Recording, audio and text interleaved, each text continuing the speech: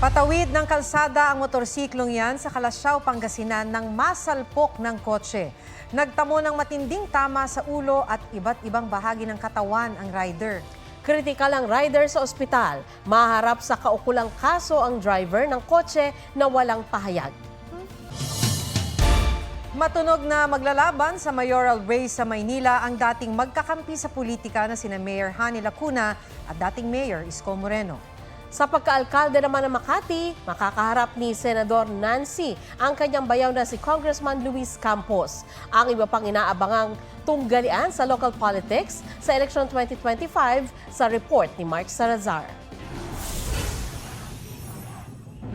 Sa lahat ng hindi magtaksin! Maraming salamat po sa inyo! Hindi natin kayo iiwan! Malaman ang pahayag ni Manila Mayor Hani Lacuna nang maghain ng Certificate of Candidacy sa pagkaalkalde. Wala siyang binanggit na pangalan pero matunog na makakalaban niya ang dati niyang katandem na si dating Manila Mayor Isko Moreno. Hindi pa naghahain ng kanyang COC si Isko pero may mga pahayag siya sa kanyang social media account. Darating ang oras, magiging opisyal ang lahat. Basta ako ngayon, nakikinig ako sa taong bayan. Pinakikinggan ko yung daing nila. Nasa listahan na rin na naghain ng kandidatura sa pagkaalkalde si independent candidate Alvin Caringal. Ayon kay Associate Professor John Robert Go ng UP Political Science Department, exciting ang laban sa kabisera ng Pilipinas. Kadalasan daw na may advantage ang incumbent o nasa pwesto.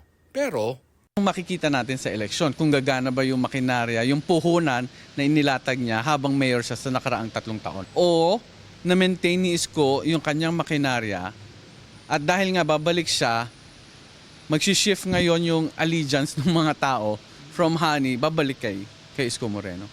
sa Makati, magbayaw naman ang magtatapat. Naghain na si Senator Nancy Binay ng kanyang kandidatura sa pagka-mayor. Ang kanyang makakatapat, si Representative Luis Campos na asawa ng incumbent mayor at kapatid niya, si Abby Binay. Si husband ba ay magpa-file din? Yes po, tomorrow. Was this discussed with the family, with your parents especially? There's no discussion.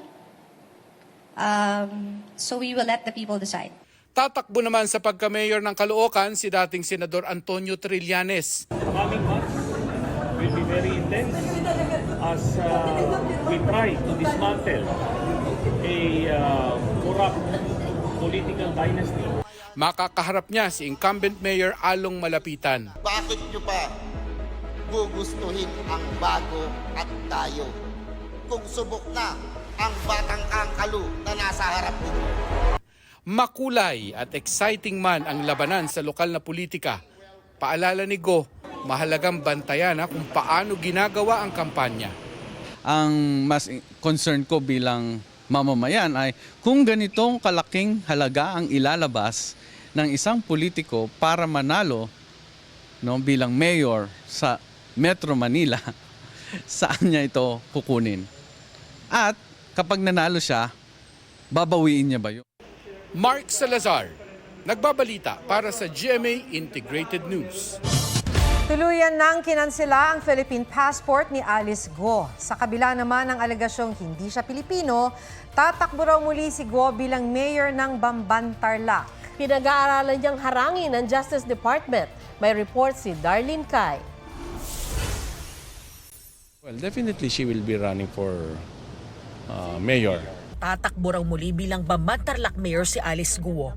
Kung talagang gusto siya ng tao doon, sila dapat ang humusga.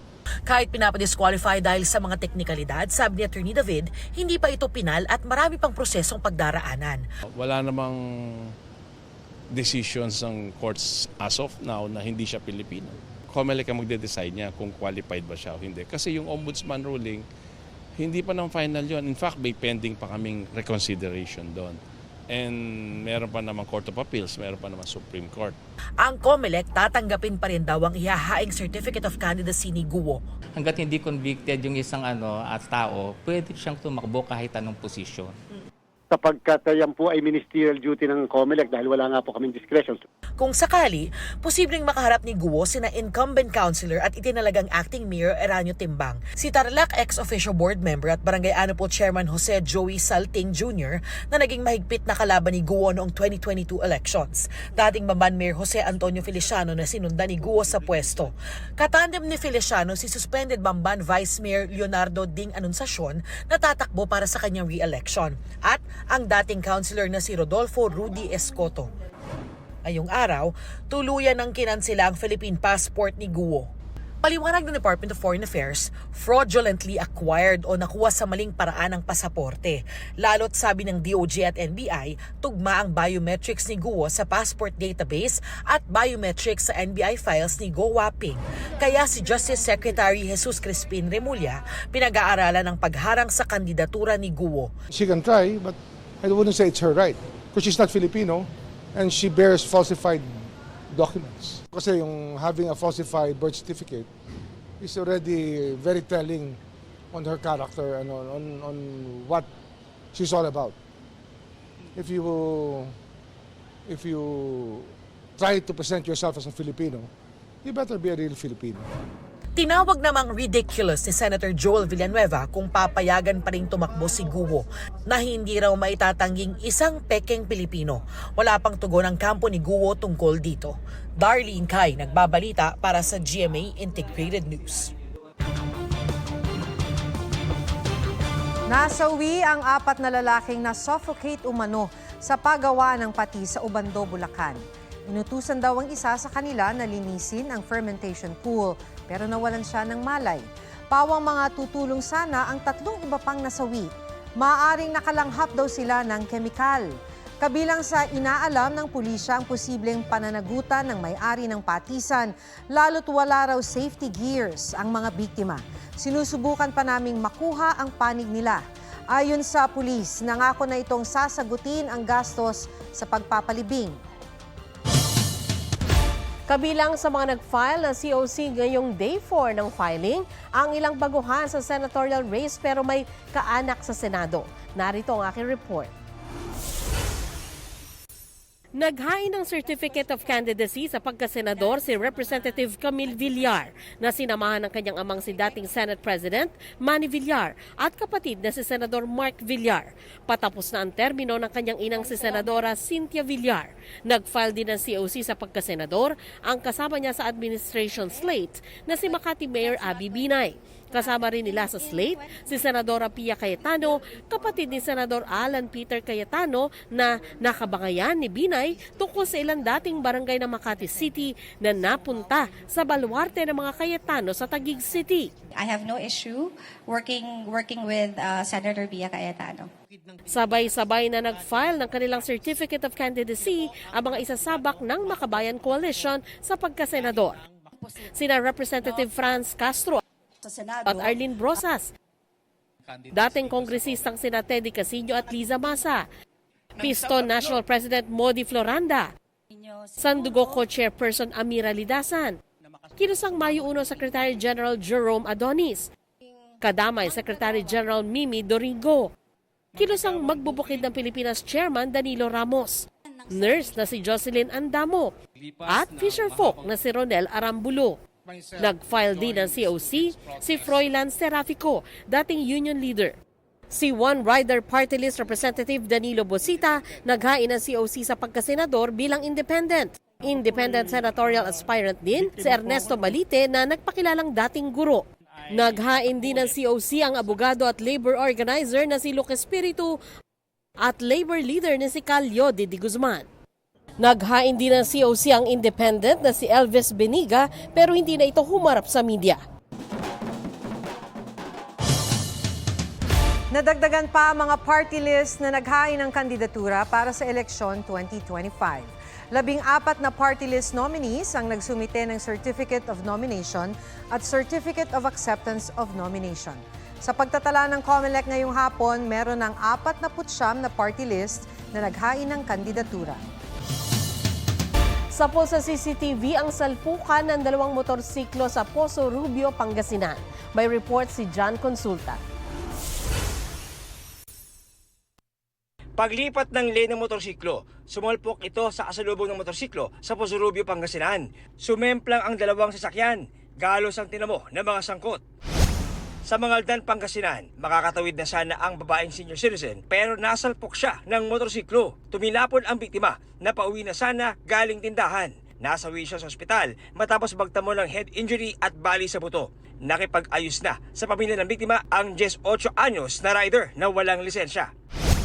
Sa General Santos City, huli kam ang pagharurot ng pick-up na yan kahit nag-spark na ang ilalim na bahagi nito. Ang pick-up naka-hit and run pala ng nakasulubong nitong tricycle. Dead on the spot ang isa sa mga pasahero ng tricycle habang 4 pa niyang kaanak ang isinugod sa ospital. Natuntun kalaunan ang driver ng pickup na hinihinalang nakainom noon. Sasagutin daw niya ang gastusin ng mga biktima. Hindi na rin anya siya kakasuhan ng pamilya ng mga biktima. Pero ayon sa pulisya, posible pa ring sampahan ng reklamo ang driver dahil sa pag-abandona sa mga biktima. John Consulta, nagbabalita para sa GMA Integrated News.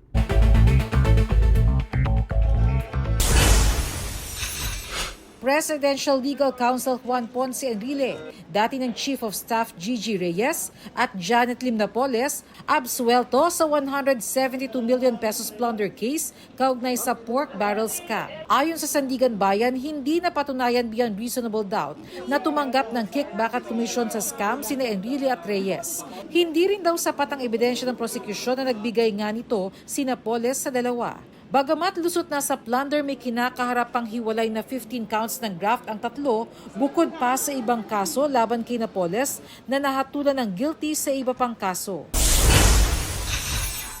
Bahagi ng mga estasyon ng North-South Commuter Railway Project sa pagitan ng Valenzuela at Bulacan na pagdugtong na ngayong araw. Pagdudugtungin ng North-South Commuter Railway ang Clark at Calamba sa Laguna. Target itong maging partially operational sa 2028. Bernadette Reyes, nagbabalita para sa GMA Integrated News.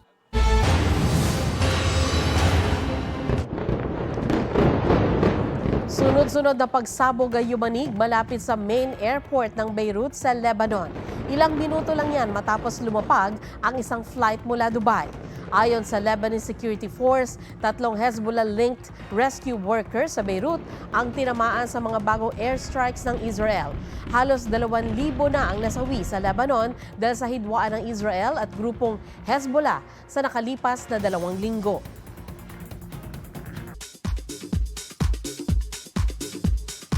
May short and sweet vacation sina Kailin Alcantara at Kobe Para sa Infanta, Quezon. Special daw ito para kay Kobe na ngayon lang ulit nag-beach. Kasama rin nila ang parents ni Kailin. Wala pa silang inaamin tungkol sa kanilang relationship status. Pero bukod sa pagmamahal sa pamilya, binanggit nila ang iba pang katangiang hinahangaan nila sa isa't isa. Sa akin po, yung mata. Yun po yung first ko nakita when I met her. So, physically, ako yung smile niya po. Huwag magpahuli sa mga balitang dapat ninyong malaman. Mag-subscribe sa GMA Integrated News sa YouTube. Sa mga kapuso abroad, subaybayan nyo kami sa GMA Pinoy TV at sa www.gmanews.tv.